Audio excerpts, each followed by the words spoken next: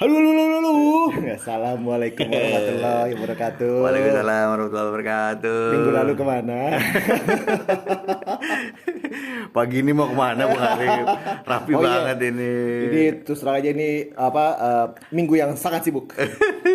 Sam- Tumben banget ini Sampai rapi. weekend kita sibuk. Sampai kita harus Luar biasa. bereskan ini secara on time. Luar biasa. Terima luar kasih biasa. untuk Bung DMZ yang Aduh. sudah datang lebih Iya, agak pagi. kita Lu udah mah mulai. doyan, lu mah doyan jam segini ya? Iya, doyan enggak. Masa Enak. lu ngajakin gua subuh-subuh habis Iya. nonton bola ya, bener. Nah, ngomongin bola seru nih Bung Arif.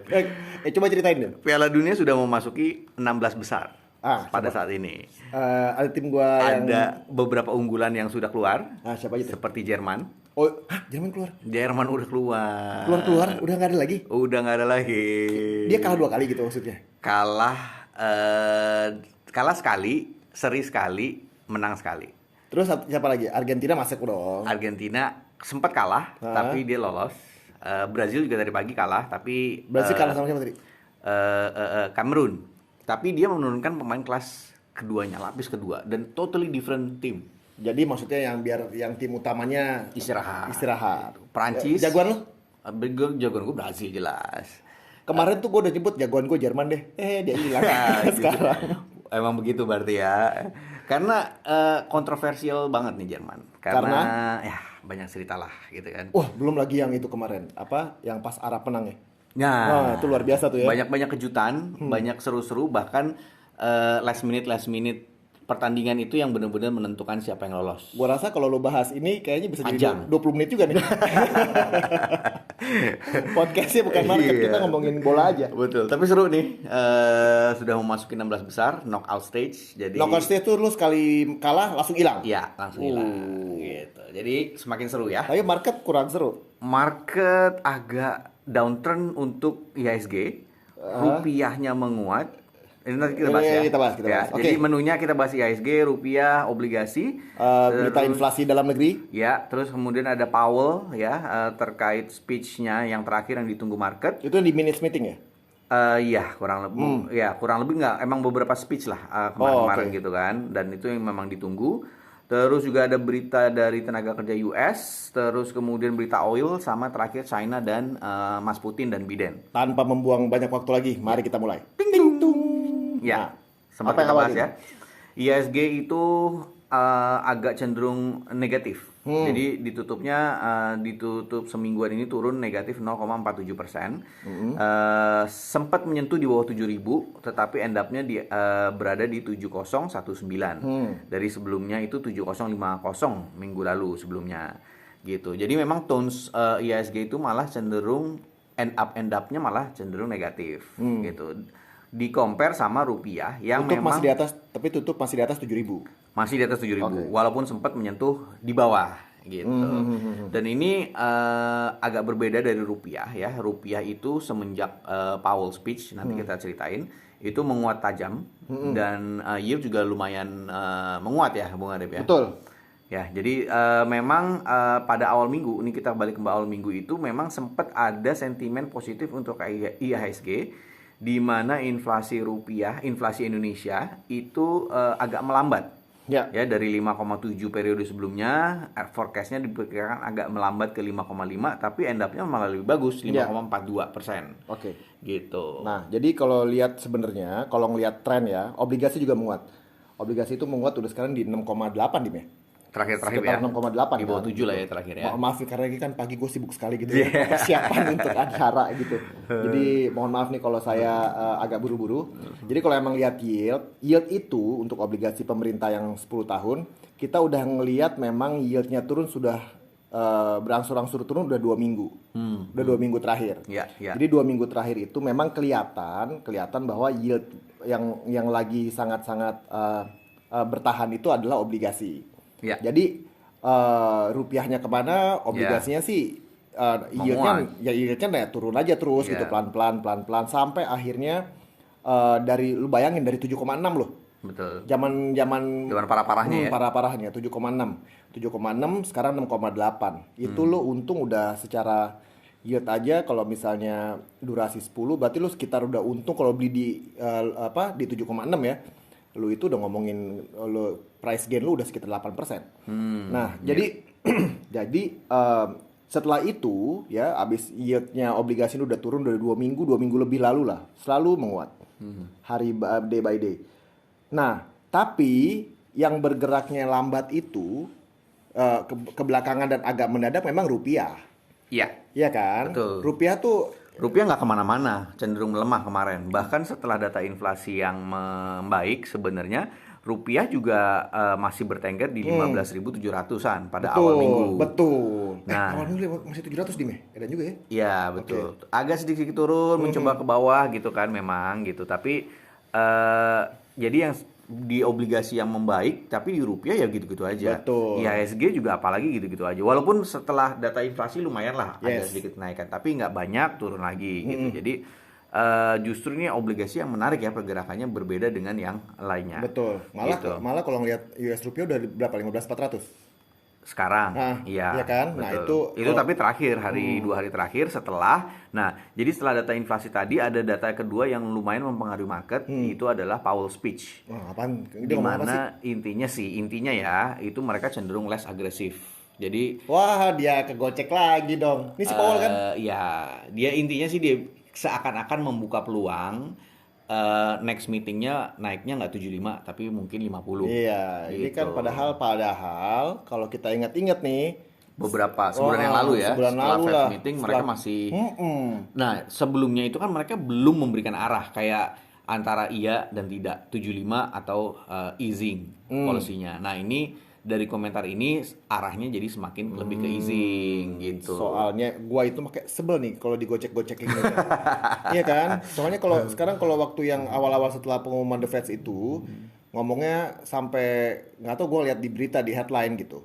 Nah, itu bilangnya bahwa jangan berharap gitu untuk apalagi pivoting, dia bilang yang melambatkan laju kenaikan suku bunga aja kita nggak mau gitu. Betul, Karena ngejarnya ambisius banget 2%. Betul.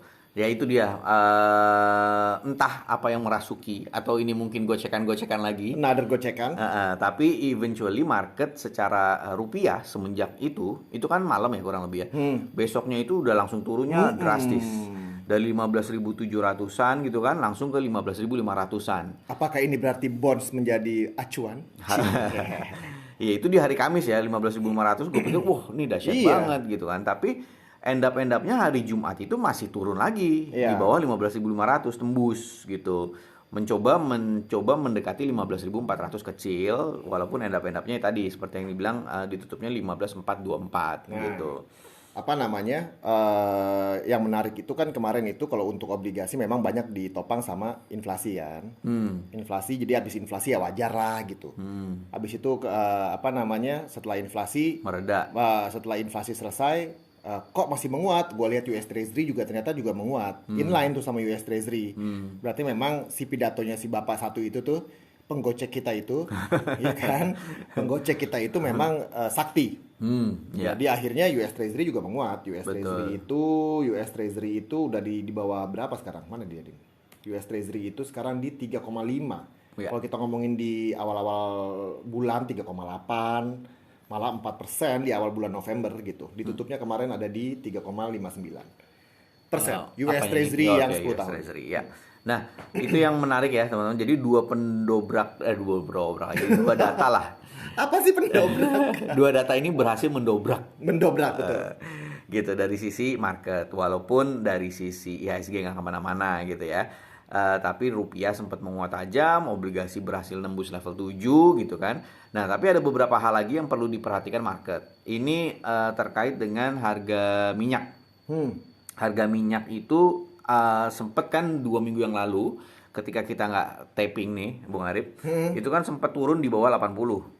Oh iya betul.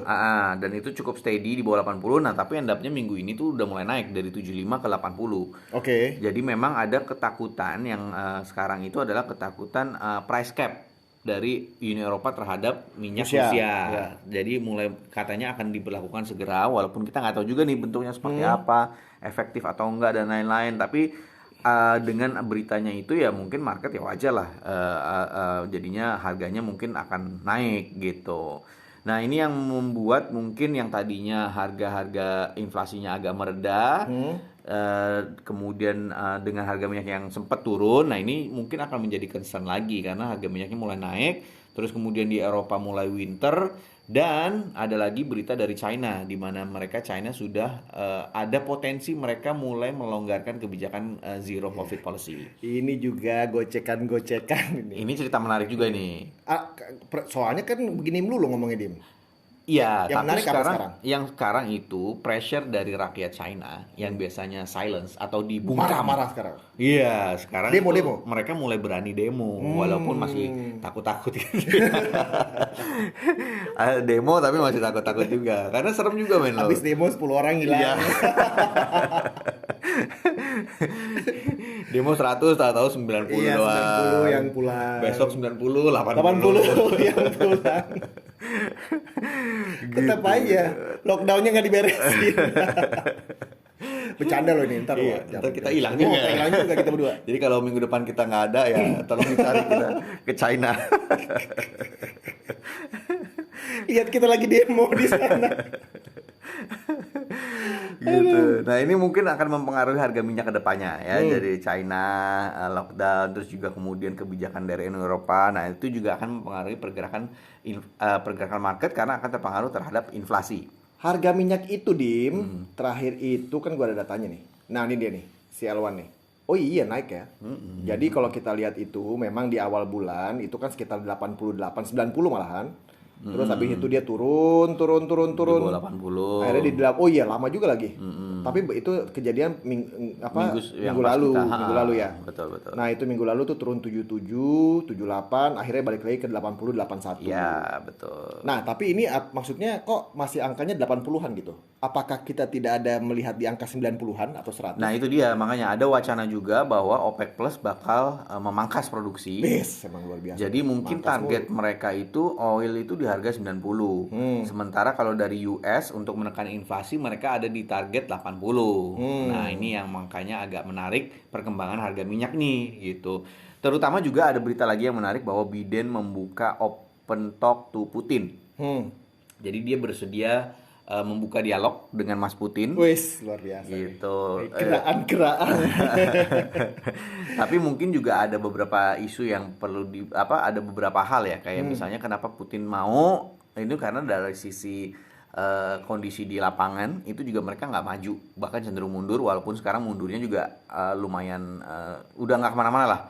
Jadi Rusia ini sudah bertahan dengan cukup baik saat ini, karena setelah didesak Ukraine yang counter offensif, tapi akhirnya sekarang kayak nggak kemana-mana gitu. Tapi eventually kayaknya Putin semakin sadar bahwa perang ini nggak getting nowhere gitu loh, bahwa maju enggak, mundur malah berat gitu kan. Dan satu lagi berita yang menarik adalah Mas Putin ini dikabarkan, berita yang seperti yang Bung Ari bilang dulu, Mas Putin ini kayaknya memang sakit.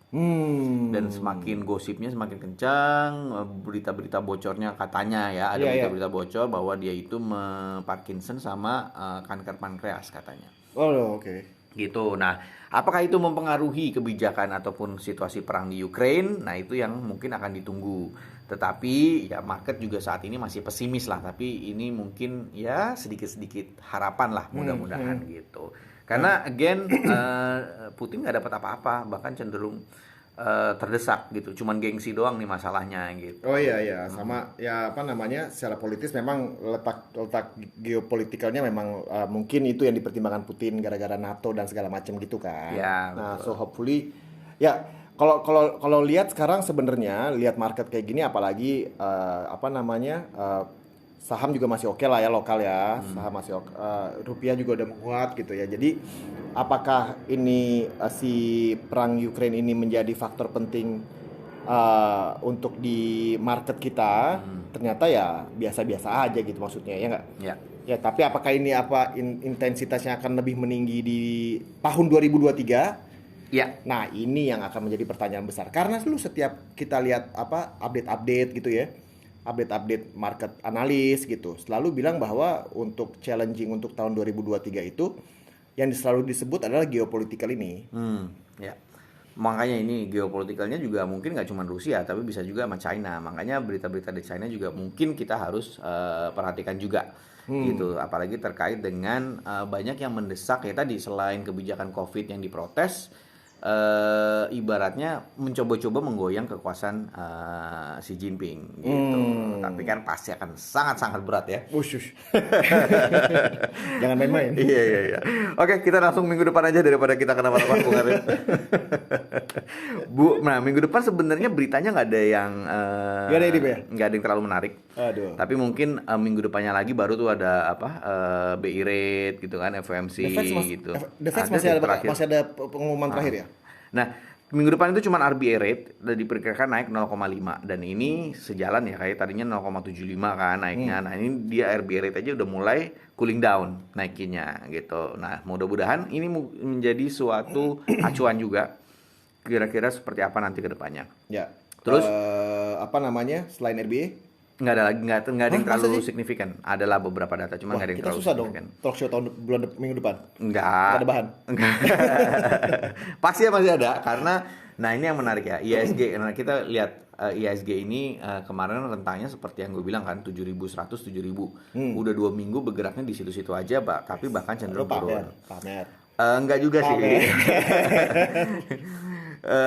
Karena memang salah satu yang memberatkan pergerakan IHSG itu adalah harga komoditas yang turun. Sama yang kedua Goto, saham kesayangan gua. Akhirnya lu beli lagi nggak sih? Belum juga. Ini Goto di level terendah dan karena memang pada 2 hari yang lalu tanggal 1 Desember itu gembok ataupun lock dari cooling period atau holding period dari investor besar itu udah mulai dibuka. Oh, berapa lama sih? Udah berapa lama ya? Gue lupa ya, 2 bulan 3 Lu bulan. salah satu aja dong, kan lu yang beli. Kan lu juga punya. Nah ini mungkin yang menyebabkan Goto itu turunnya lumayan gitu kan. Karena kan market investor-investor ini mereka perusahaan harus melakukan mark to market ya harusnya ya. Oh iya dong. Jadi ketika mereka investasinya lagi rugi, apalagi mau window dressing akhir tahun nih Bung Arif. Betul. Ini pasti akan menjadi concern. Jadi gua rasa wajar kalau misalnya mereka melepas ataupun mengurangi porsi. Wah, waduh, di luar kok dia. Iya. Tenang aja Dim, enggak apa-apa Dim. Setuju. Berarti tokenya ini setuju untuk membeli Goto. Betul. Ini isyarat nih. Isyarat berarti. Iya, lu harus membeli lagi. Membeli Goto. Karena Lu memang banyak belum sih? Paling banyak portfolio lu di Goto. bini gua ya, yang gua suruh, gua udah gak ada duit. Berarti lu sangat tech masih ya? Enggak, Masih karena banget loh. bukan karena ini, cuman karena gue lihat peluangnya ini harganya segini dan kayaknya ibaratnya potensinya sebenarnya ada, cuman karena lagi di dump aja gitu. Mungkin karena kebutuhan akhir tahun atau investor kakapnya lagi ngelihat harganya turunnya terlalu dalam gitu kan. Mungkin mereka ada rasio-rasio yang harus mereka keep dan lain-lain, dan ini yang mungkin menurut gue untuk investor retail ini opportunity dibeli di level-level terendah gitu. Nah kemudian ada komoditas yang mulai merangkak naik, yaitu mungkin agak sedikit mendorong sektor-sektor komoditi lagi gitu. Jadi menurut gue IHSG malah justru minggu depan ya mungkin akan bergerak pelan-pelan naik, walaupun sekali lagi 7.100 kayaknya agak sulit untuk ditembus untuk saat ini. Susah ya Dim ya, 7.100 ya Dim? Susah nih, buktinya Bener kemarin juga. ini agak berat Iya. gitu. Itu juga. Apalagi ke minggu lalu itu ada data tenaga kerja US yang cenderung lumayan oke lah. Jadi ibaratnya Fed ini bisa aja sebenarnya kalau mau naikin agresif gitu, karena tenaga kerjanya masih oke gitu. Ya itu kan concernnya, pokoknya intinya diingat-ingat bahwa targetnya pemerintah US itu menekan inflasi sehingga ke 2% men. Ya, betul. Nah, jadi mungkin IHSG akan mencoba ke 7.100 walaupun agak berat naiknya ataupun nembusnya juga gitu. Itu IHSG. Rupiah juga mungkin akan steady dulu lah ya. 2 hari ini lumayan kenceng naiknya. 15.400 500 lah kemungkinan gitu. 400-500 loh. US rupiah. IHSG 7.000 pelan-pelan naik ke 7.000, mendekati 7.100. jadi lo lihat 7.100 masih resistance lah. Iya. Oke, kalau untuk obligasi, nah ini sama juga. Kayak waktu 2 minggu lalu ya, 2 minggu lalu atau kita punya sesi yang minggu sebelumnya. Itu memang waktu itu obligasi yang gue bilang sama yang kita pas lagi ngobrol itu bahwa ini kok sahamnya perkasa sekali gitu. Sedangkan si obligasinya masih di atas 7 terus nggak ngapa-ngapain. Walaupun emang udah ngetok-ngedok ngetok-ngetok di 7.0 something. Akhirnya kan tembus juga sekarang kan. Tembus juga sekarang ke 6,8 malahan 6,8-an. Nah, kalau ngelihat trennya kayak gue selalu bilang gue selalu suka obligasi pemerintah itu kalau yieldnya di atas 7 gitu kan. Nah, cuman kalau kita lihat sekarang euforianya itu liquidity berarti secara global itu sudah mulai udah mulai mengalir lagi nih dengan si komentar si Powell tersebut. Nah, itu jadi menurut gua apakah kita dapat kibasannya? Dapat kepemilikan asing atas obligasi pemerintah naik jadi 736 triliun dari 714. Jadi naik 20 triliun. Ya kan? Dalam sebulan ya. 20-an triliun dalam sebulan itu menurut gua menarik untuk diperhatikan. So untuk obligasi ini gimana? Obligasi gue masih ngelihat kalau 6,9 itu turns out to be adalah support keras 6,9. Nah, jadi kalau gue bilang sekarang itu ya kita lihat aja apakah 6,9 ini jadi pivot karena kan sekarang yang pembeli di atas 7 udah take profit semua sekarang kan, udah kelihatan. So kalau gue bilang sekarang kisaran-kisaran 6,8 agak 6,8 sampai 7 mungkin range buat minggu depan. Ya.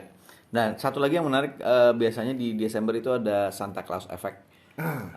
Setelah Desember juga ya, itu mungkin satu harapan ya, biasanya di Desember itu pergerakannya agak cenderung naik untuk saham gitu. Nah, itu bisa saja terjadi selama ya itu tadi Powell-nya nggak macam-macam ngomongnya gitu. Ntar digocek lagi ya habis lagi turun gitu kan. Gue tergocek mulu nih kesel gue. Tapi dari sisi ya tadi kita sebenarnya ada dari sisi komoditas yang mudah-mudahan bisa menopang karena harga oilnya udah mulai naik. Terus kemudian menurut gua ya itu tadi beberapa saham yang udah mulai turun termasuk GoTo menurut gua menarik gitu. Kalau misalnya investor retail masuk ya mudah-mudahan bisa ditopang gitu. Jadi harusnya di bawah 7.000 harusnya nggak nembus. Mudah-mudahan dia pelan-pelan naik 7.100. Apalagi kalau misalnya ada tanda kutip Santa Claus Effect, ya jadi bisa tembus gitu sampai dengan akhir tahun. Oke, jadi untuk minggu depan berarti untuk stok lu neutral dong. Agak neutral. Neutral lah ya. Untuk US rupiah? Iya sama. Sama neutral. Steady. Oh, sama. Berarti gue juga dong. Ngikut-ngikut aja lo. Neutral aja berarti, Din. Jadi siapa yang menang World Cup, Bang Adit? Jerman udah keluar. Ya sudahlah, gue sama lu aja lah. Nggak mau. Lu dukung Jerman keluar, nggak mau. Gue nggak mau.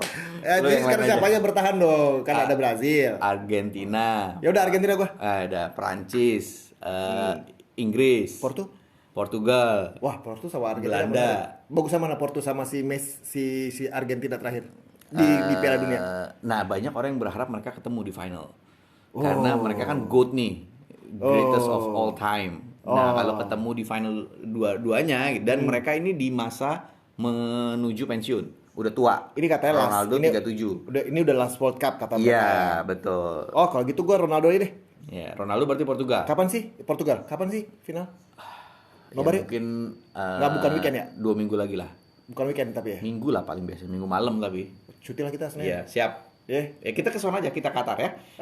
Citos. Kita ke Qatar aja lah dekat. Kita ke Citos aja udah. Oke, Bang Arif. Oke, have a good weekend teman-teman semuanya.